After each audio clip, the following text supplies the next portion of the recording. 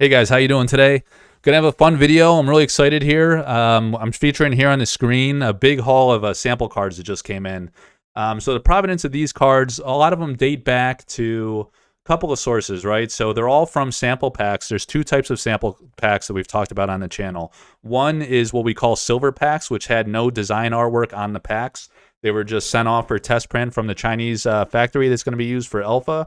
And then there was another run from same place, test prints as well, but there was the art featured on the pack, right? So there's a little different provenance of each. The reason I bring up provenance is because it's very important. These are very rare and scarce cards. So I'm very careful and meticulous about the source of these. There's so few of these in the world that credibility is extremely important to me, trust and honesty. So I'm always very thorough about vetting the source. I never sell anything that I can't have 100% confidence as being authentic, right? So I offer these for auction through the Collector Arthouse Discord and also through the Facebook group that I created, which is called Sorcery, Contested Realm Fan Page and Marketplace. So you'll find that on Facebook. We have 1,230 members or so. I'm trying to grow it, which brings up an interesting point. I'm doing a giveaway contest right now, which is why I'm featuring this playmat. So the way this is going to work is it's running right now. It's going to go through December 15th. And what I'm asking folks to do is to invite your friends and network to the Facebook group that I just mentioned, the Collector Arthouse Discord, and the YouTube channel, to subscribe to my YouTube channel. So the links for all of those are in the description of all my videos. You can refer folks. As you do, please keep a list of everybody that you referred, and then contact me before December 15th and give me that list of people. And what I'm going to do is tally up all the referrals, and the first place winner will get the Frank Frazetta playmat. And then the other one will get this Frank Frazetta playmat, which is the Occult Ritual art. This is going to be used on a card for Occult Ritual as an alternate art for the alpha release. Part of the pledge packs if you pledge for a Kickstarter. So that's going to be a special, cool promo kind of card. So thank you for that. I'm just trying to grow the community, grow my reach. And, I do a lot of content on Sorcery. I cover only Sorcery, so I'm trying to get the word out. I'm really passionate about the game and super excited about the alpha release. So that helps me. It helps you if you're into the game. And appreciate your guys' help with spreading the word. All right, so what we're going to do, I'm going to zoom in a minute. We got this is a massive lot of cards. So this is, all of these are ordinaries and exceptionals. And I also have, let me show this box here. Careful with this. There's a few more of a higher rarity, and these will get mixed in. We'll figure out the batting sequence. But what I like to do is do marathon auctions, kind of keep the buzz going around Sorcery and the interest as we're waiting here for alpha release. And we auction off one card at a time every 24 hours. So 8 p.m. Eastern time, an auction starts, and then it runs for 24 hours, and then the next one starts right on the back of that, right? So these silver ones are going to be the elite cards. We got 1, 2, 3, 4, 5 elite rarity and 1 unique. A pretty amazing card too. I don't want to spoil it. I'm going to cover that one in a separate video. I don't want this to be too long, so we'll probably just do the ordinaries today. It takes a while because I like to talk about the artists. I work with a lot of the Sorcery artists to do special commissions. I sell original paintings, hand-embellished prints. We're started doing altered prints with crossover concepts across cards in the game. What else? We're going to be doing artist proofs, artist proof cards, and paintings or sketches on the back, and probably do some card alters too. Why not after release, right? All right, so let's zoom in. Wrong way there. We'll get nice and close to this skeleton guy. All right, so I have these in hard cases and top loaders. So these are in top loaders, and then there's a penny sleeve inside. I want to be respectful of these and preserve the condition. These are so rare. They're in great condition, by the way. So any kind of dust or specks you see on there, that's just a function of the case being a little dusty or the penny sleeve inside. Very, very few cards have I seen with really much edge wear or surface scratches or anything like that. They're really in great condition. So I'm really highly confident in the product. I think this is going to be amazing on release. We haven't even seen the foil cards yet, so I'm super pumped about those. I'm not really, a foil card guy in particular, but the back of them are going to be the full art card, and those are going to be amazing and just look like a beautiful art showcase in your binder. But without further ado, let's get into it here, and let's do it like this. All right, so I'm going to take off like half the pile. Let's see.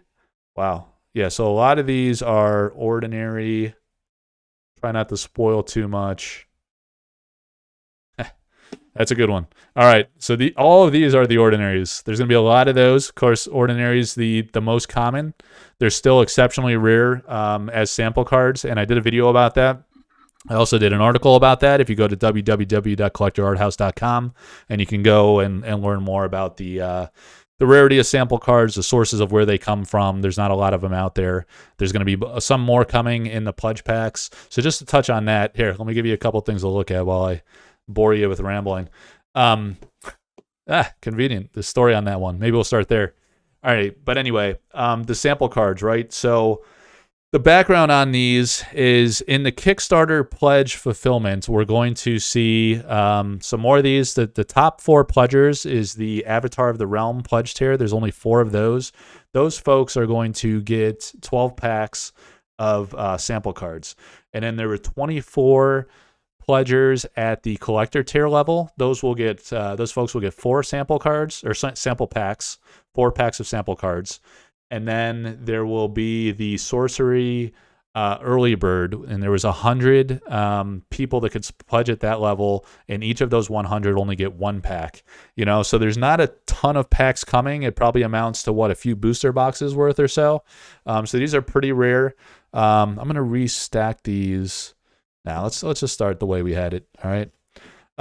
So these are the ordinaries. I want to talk. Just run the video on 2x if it's too much for you. But I want to do this justice and talk about the artists, talk about the artwork a little bit, based on my knowledge. I've interviewed a lot of these artists, so I have some insights on their backgrounds.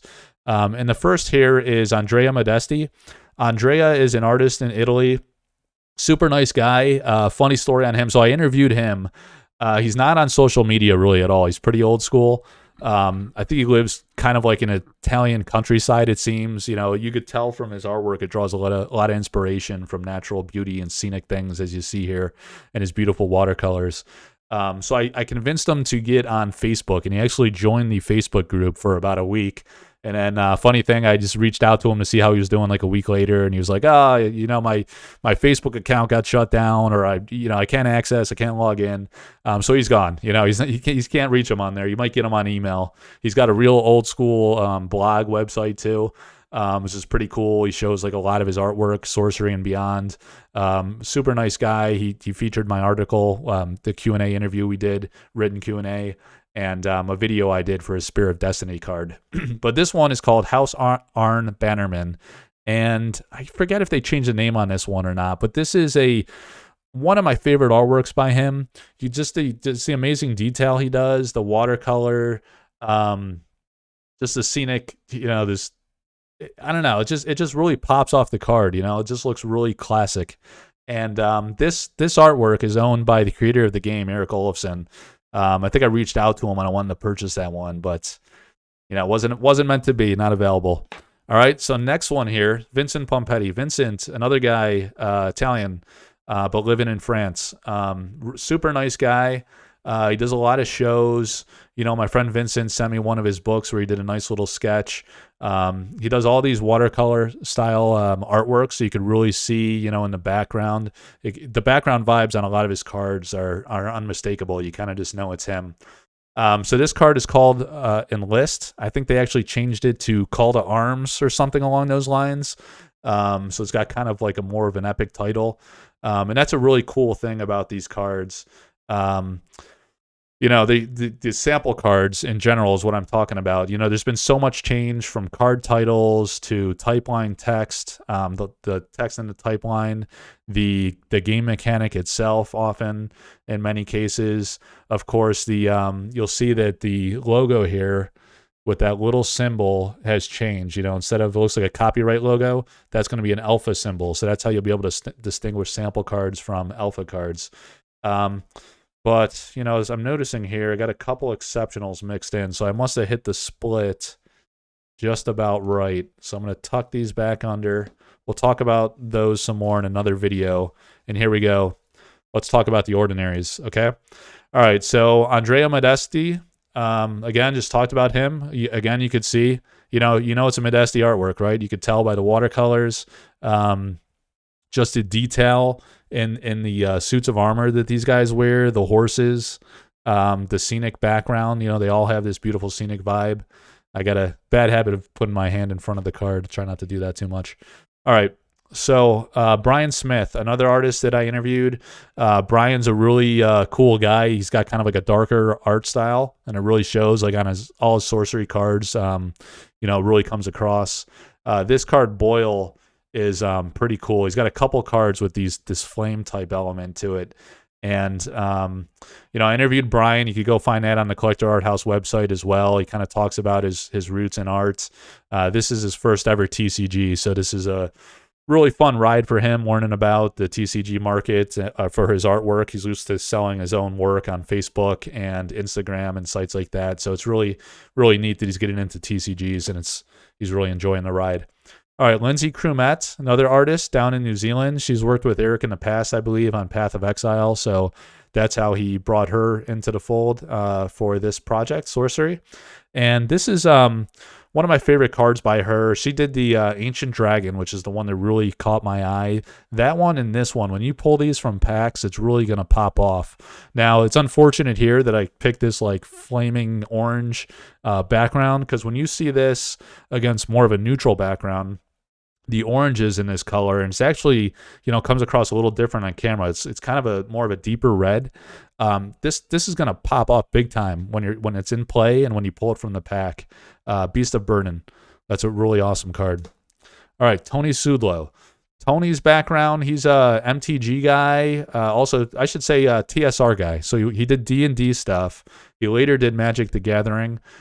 Cool story on Tony. So Jeff Easley and Alan Pollock are two of his buddies that he worked with at TSR. This was back in the day, I want to say probably in the 80s, pre-Magic.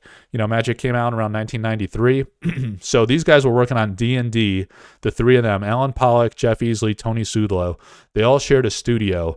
And, you know, Tony's told me some stories. He and Jeff were at the studio first. And when I say they shared a studio, they were like in the same room, you know, which is really cool. You don't see that a lot nowadays unless someone's working for like a big game company like Blizzard or some other gaming company, you know, that's churning out a ton of art for a video game or RPG or something like that. But anyway, you know, three of those guys were working together, and here they are now, what, 35, 40 years later, working on Sorcery. So Jeff and Alan were working on the game first, and they reached out to Tony and were like, hey, you know, Eric's into these D&D guys, the old school TSR types, and he's coming up with this throwback game. They were calling it Project Atlas at the time in the early days. And the game, you know, evolved once it was announced into Sorcery. And, you know, they got Tony into it, and he's got some amazing artworks. I showed on the Facebook group a sketch I did of this Outback Strider. Incredible detail. You know, this card looks a little dark in this one. So I don't know, you know, Eric's been making some tweaks for Alpha, so that might change a bit, but the sketch looks phenomenal. And the original painting's really great too. All right, so Dan Seagrave, again, a non-TCG guy. Dan has done some metal album covers, really epic artwork. It's all got this kind of like dystopian vibe, I guess you'd call it. I don't know. It's hard to describe, but, you know, like I say this a lot with a lot of these artists, they're unmistakable, their work. They all have their unique style, I guess is what I'm trying to say. So when you see their card, you just know that's Seagrave, right? And this is a Torch Hammer Trinkets. There's also a Gilded Aegis card, so he has a few like weaponry style cards, but the rest are more scenic. He's got some like sea monster type cards. He's got an avatar, the Seer, which is like the face of my Facebook group, that really caught me. I think it was one of the first cards that caught my attention for the game. So that's super cool. All right, here's Vincent Pompetti. Talked about Vincent before, so I'll just let you take a look there at the pirate ship. Beautiful one. He's done a lot of like comic books like this with pirate ships and this kind of scene and vibe. Um, you see the detail there, the watercolor. Again, the card condition's phenomenal. You see kind of some dust there picked up by the camera just from the sleeve and the top loader, but Vincent's the man. Love that guy. Asi Haikala, he's a bit of an old soul. I did some behind the what I call it, behind the art features on my website. So I reached out to Asi. I didn't do one on the Apprentice Wizard, but I did it on a few others. Asi's a really cool guy. He draws a lot of inspiration from 50s and 60s art, even though he's probably in his 30s, I would guess. But he's got this old classic style, and he's got a lot of cool artwork for the game. All right, Drew Tucker, Common Sense. This card, I believe what you're seeing here is a bit of a self-portrait here by Drew, a younger version of Drew Tucker, stoking the flames here, whatever he's doing for Common Sense. The ordinary appears as magic to some, is what it says in the typeline text. So super cool. Drew Tucker's art is just classic. He was an MTG Alpha artist. So Eric pulled from at least a handful or so MTG Alpha artists. So it's really cool. 30 years later here, almost to the T here, the 30-year anniversary, we're getting the release of Sorcery and getting some of those same Alpha artists. Elvira Shakarova, Amazon Warriors. So Elvira is another artist that I work with. She's living in Russia right now. She is a great artist, comes from the Magic the Gathering Altars scene. So Elvira Shakarova, Kyle Calazans, and Marta Molina are all MTG Altars artists. So Eric grabbed them. He mentioned how the art design for the Sorcery card itself, or the design template or layout, kind of draws inspiration from MTG Altars, with the full art going to the borders and kind of minimalist text box style. Really features the art. Everybody loves Altars, so here you go. You got them for like your whole card collection at all rarities. Really awesome for Sorcery. All right, Melissa Benson, another, needs no introduction artist from MTG Alpha. She did the Shivan Dragon, Nightmare, bunch of cards that unmistakable from early Alpha MTG. And now, again, here you go, 30 years later, MTG Sorcery. And she's done, I don't know, a lot of these artists have done 15, 20 plus pieces. So we're going to be really spoiled in Alpha. And her 4 gems, these gem cards, they were called gems. I think they changed the name recently for Alpha. But those 4 cards are kind of like the Moxes. People are calling them the Mox cards for Sorcery because they have some mana benefit and they got a kind of like artistic vibe to them. So those are a big deal.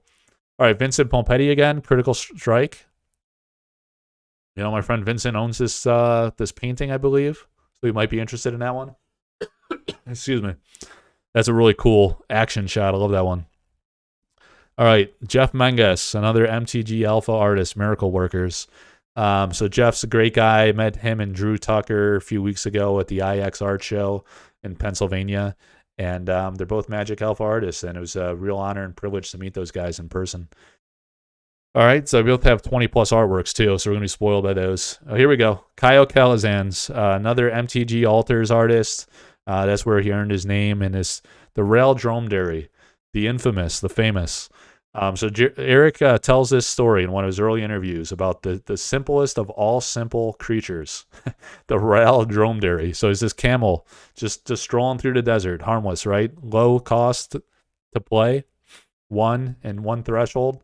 Fire card, and then 2 power, it's just a simple little guy. But Kaio did this altar print. We're actually running the last of that auctions right now, and he strapped the Doomsday Device by Avelra Palakowska, and had a few crossover twists on this artwork. Just go to the Facebook group, check it out. I don't want to belabor it too much, but Kyle, super creative guy. It just looks awesome, and I love that concept of taking 2 artworks across the game and turning it into something different to kind of through the visualization of artwork, just bring a game experience to life through art. Super cool. All right, here we go. Our first Atlas card.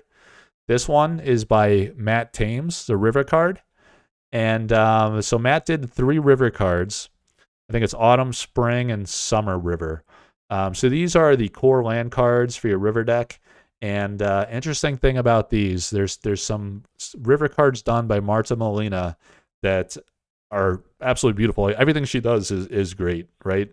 So I'm very curious to see if we're going to see those surface in beta or Arthurian Legends, or who knows. But I think so far we've only seen the 3 from Matt. There's probably about 35 additional cards yet to be revealed for the alpha set. So maybe there'll be an alpha, maybe not. Only time will tell. All right, Jussie Pilkus. Jussie's another really interesting guy I've talked to a ton.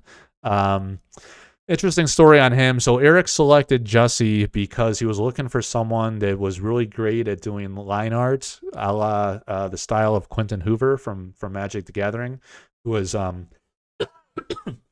excuse me. Quentin Hoover has since passed, unfortunately. So Eric was looking for kind of an artist that captured that style, and he found Jussie. I think he just found him on ArtStation.com, looking through different art portfolios. I know he discovered a few artists that way. I believe Mikhail Nagipal and Vasily Yermolayev, maybe to name a few, and also Truett Parrish. But nevertheless, that's what you get here. You get Jussie's amazing line art style, and you see that in all his artworks. This is a Swamp Buffalo, and Jussie, he's an artist. He does a lot of digital artwork. When I talked to him, he told me he hadn't done an actual painting professionally on any level, or maybe even personally, I don't know, for like 10 or 15 years or some like crazy amount of time. Tony Sudlow is similar in that regard too, where they were just kind of like just not doing it for a while, but they have a portfolio of work that speaks for itself, and they stepped right back in, and look at the results, guys. I mean, it's unbelievable. It's top notch. All right, so Jussie's really cool guy. Sold all his artwork, unfortunately, for Alpha. So these originals are getting really hard to come by. So here's another one from Vincent. We already talked about Vincent, so I'll just let you take a look at the card. Really cool. The old Salt Anchorman. All right, Jeff Easley. Jeff Easley, a legend in fantasy art.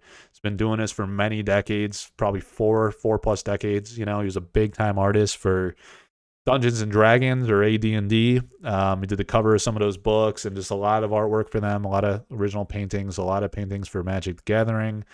Met him recently also at the IX Art Show in Reading, Pennsylvania, and all his cards are just instant classics. Just really iconic looking. They're all sold out, unfortunately, again, but lucky for the folks that own those. And there you go, another one from Mr. Easley. Jeff Easley. Ordinary Magic in any respected repertoire. The Firebolts.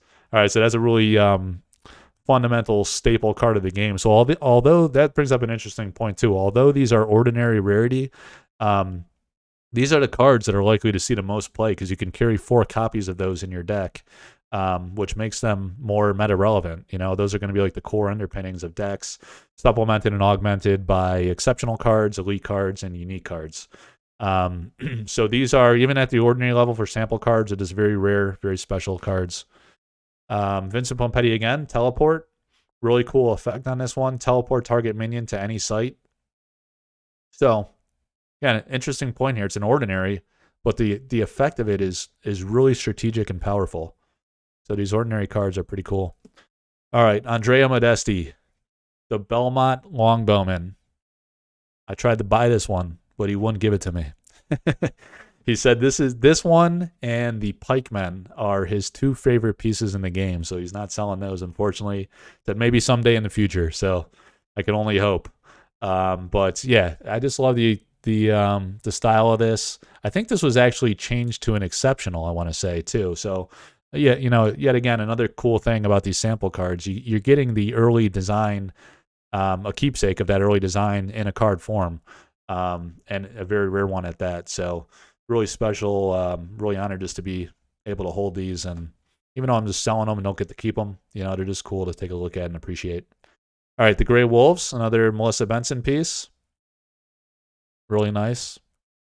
And last but not least, from the Ordinaries, this is Blank by Francesca Beraldi. So Francesca is another Italian artist. Really interesting artist. She's also a cartographer, so she does a ton of map art for all kinds of games, role-playing games, board games. She actually did the card back for Sorcery, so this is her artwork for both the spell book And also, let me shuffle through for the Atlas cards. Yeah, so there you go. The Atlas cards have a map. Pretty classic for Francesca. You know, I asked her about this map, what the background was. Let me see if I could get that showing up a little better. Because if you look closely here, you know, there's a Midland region in the middle there, and some of the cards are called Midland something or other. You know, there's a Midland Army, and several cards reference that name. There is the, sorry, I know you can't see that. I'm just trying to get a closer look. Unland, you know, so there's an Unland Angler. This is Unland over here. And then again, can't quite make out what's on the right there. Highland, Midland, Unland.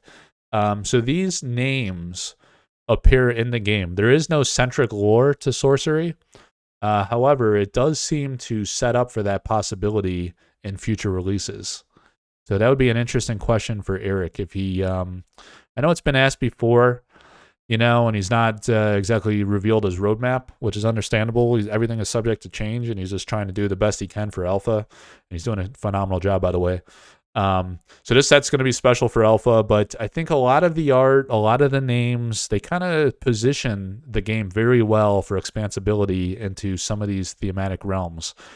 We know that shortly after Alpha release, we're going to get a beta release, probably within 2 months or so, and then they've already announced Arthurian Legends, and that'll be the first expansion theme set, which is kind of interesting because in Magic the Gathering, their first expansion was the first time they delved into a thematic set with Arabian Nights. So Sorcery's kind of taken some cues from Magic, but there's a lot of innovation here. The grid-centric type game. I don't know if I hit on a card that had the grid splash damage. A lot of that, I know that's a fan favorite, where these cards show kind of like a splash damage effect. Yeah, none of these had it. We'll probably see those in the exceptionals, maybe in some of the elites. But it's really cool. Those cards, you know, that type of mechanics only possible in a grid type of game. But anyway, just wanted to point out some of the background about the artist here. You know, we got a lot of ordinaries. We're gonna run these around the clock, 24/7 until we get through them all. Quite a few ordinaries, quite a few exceptionals too. And then, you know, I started the video with the 5 elites and the unique. So I'll mix it up here and there. You know, do a few ordinaries, then maybe mix in an exceptional, an elite. You know, maybe we'll do an elite once a week or something to keep it interesting. But, you know, that's all I have for today, guys. Almost a 30-minute video, so I appreciate you hanging in there. Please participate in the contest. It helps us all to grow this game, grow the reach of this community, and just, you know, ramp the excitement into Alpha release. And then we'll all be trading and bartering and trying to get our collection together, right? So thank you guys for following along. Please like and subscribe and follow my content through my Collector Arthouse website, through the YouTube channel here. Join the Facebook group. Join the Collector Arthouse Discord. We're all over the place, active every day. Just loving the game and all the new information we find out about it every day, every week. All right, thank you guys. Take care. Talk to you soon.